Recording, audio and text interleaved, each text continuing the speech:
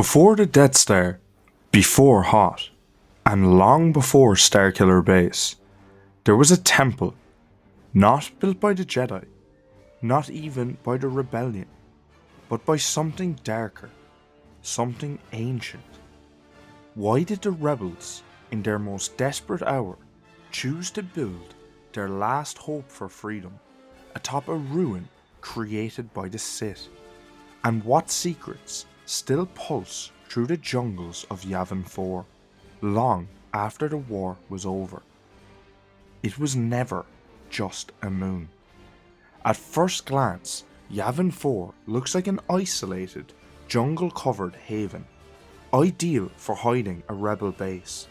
No major cities, no large populations, and no mineral value to attract corporate or military interest. Just thick canopies, mist-shrouded valleys, and alien wildlife. But it wasn't the Rebel Alliance who first chose this place. Thousands of years earlier, the moon was home to a species called the Massassi, a red-skinned, tribal warrior race enslaved and twisted by Sith alchemy. Their master, Naga Sadow, a Sith Lord from the old Sith Empire, who fled to Yavin IV after the Great Hyperspace War around 5000 BBY. Under Sadow's rule, the Massassi became brutal temple builders, carving ziggurats into the dense jungle, structures not just for ritual, but for Sith energy manipulation. One of these became known later as the Great Temple, the very building the Rebellion would one day call home. So why did the Rebellion choose this cursed moon, once home to Sith tyrants? Would you build your new home in the house of your enemy? By 0 BBY, the Rebel Alliance needed a base completely off the Imperial radar. According to Rogue One, the ultimate visual guide, General Dodana and Mon Mothma scouted the moon due to its remoteness and natural defences. But what they found there was unexpected. The Great Temple of the Massassi, a structure 300 meters high, layered in stone and mystery, stood untouched by millennia. But it wasn't just shelter.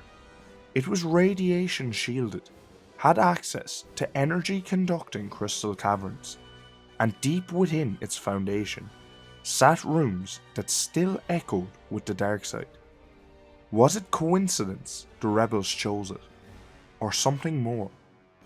Leia Organa, according to From a Certain Point of View, The Empire Strikes Back, often commented on the eerie sensation many rebels had when walking through the temple's ancient corridors.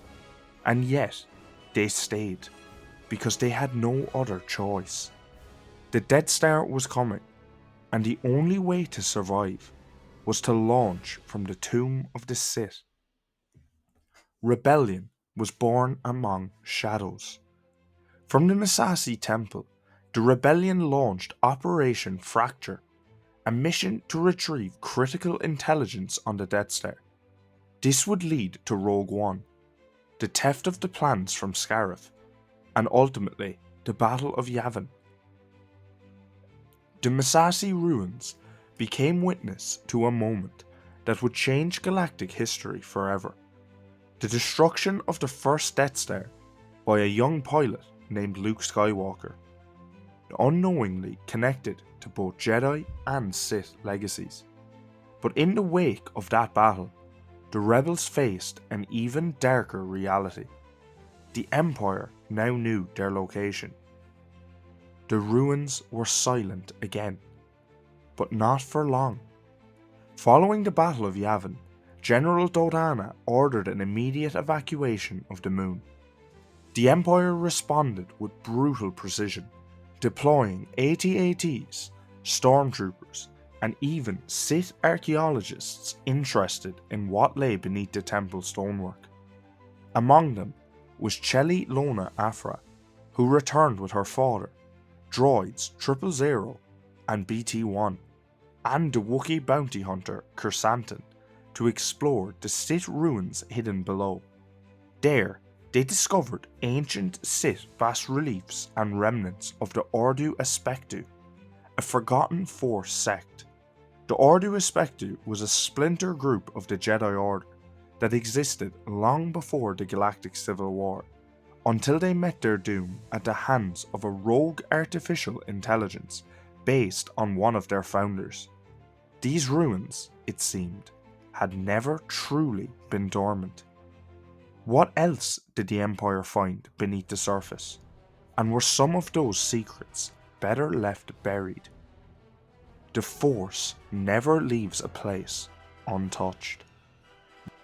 Years after the war, Shara Bey and Kez Dameron, both veterans of the rebellion, chose to raise their son on Yavin IV.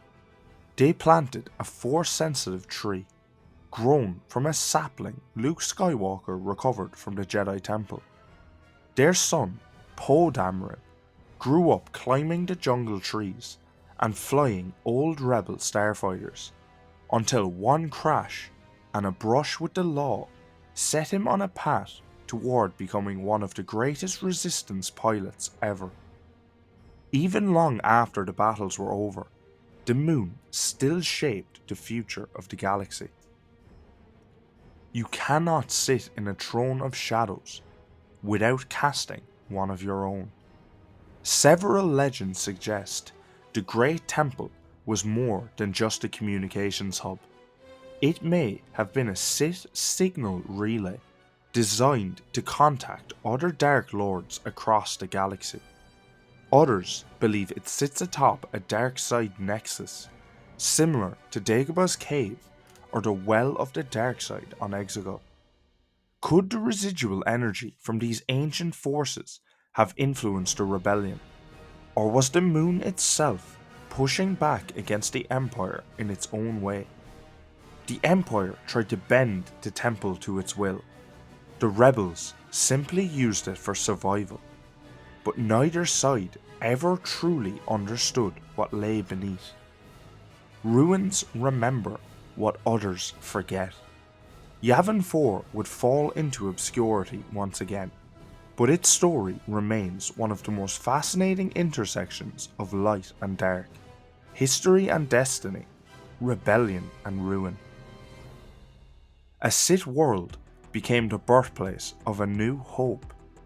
A rebel boy born on that moon would one day help take down a new empire, and the temples of the Massassi still stand, as if watching, waiting. So what other forgotten worlds shape the fate of the galaxy?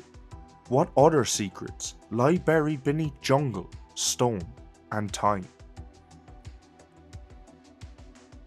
But what do you think? Do you think the rebels could really feel the dark side hold in Yavin IV? Let me know your thoughts in the comments below, and as always, like, subscribe, and join us next week for another deep dive into the archives. If you're enjoying the videos, become a member and let's uncover the galaxy's biggest secrets together. Thanks for watching.